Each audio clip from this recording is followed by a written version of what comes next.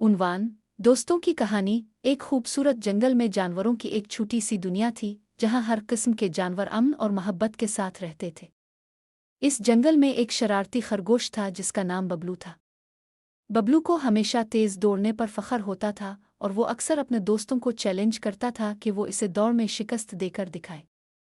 उसके सबसे अच्छे दोस्तों में एक अक्लमंद कछुआ था जिसका नाम टॉमी था। टॉमी आहिस्ता चलने वाला लेकिन बहुत सोच समझ कर काम करने वाला जानवर था। एक दिन बबलू ने टॉमी को दौड़ का चैलेंज दिया। बबलू को पूरा यकीन था कि वो आसानी से ये दौड़ जीत जाएगा क्योंकि इसकी रफ्तार बहुत ज्यादा थी। टॉमी ने इस चैलेंज को कबूल कर लिया, हालांकि वो जानता था कि वो बबलू से तेज नहीं दौड़ सकता, लेकिन इसने दिल में अज़्म किया कि वो अपनी पूरी कोशिश करेगा। दौड़ शुरू हुई और बबलू ने बर्क रफ्तार से दौड़ लगाई जबकि टॉमी ने आहिस्ता आहिस्ता चलना शुरू किया।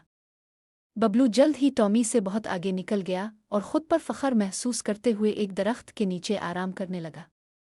लेकिन टॉमी ने हार नहीं मानी और अपनी रफ्तार बरकरार रखी।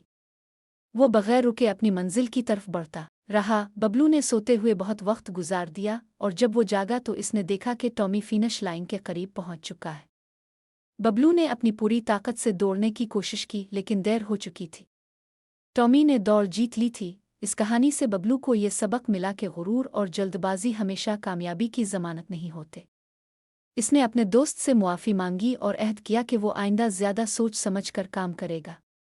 दोनों ने अपनी दोस्ती को और मजबूत बना लिया।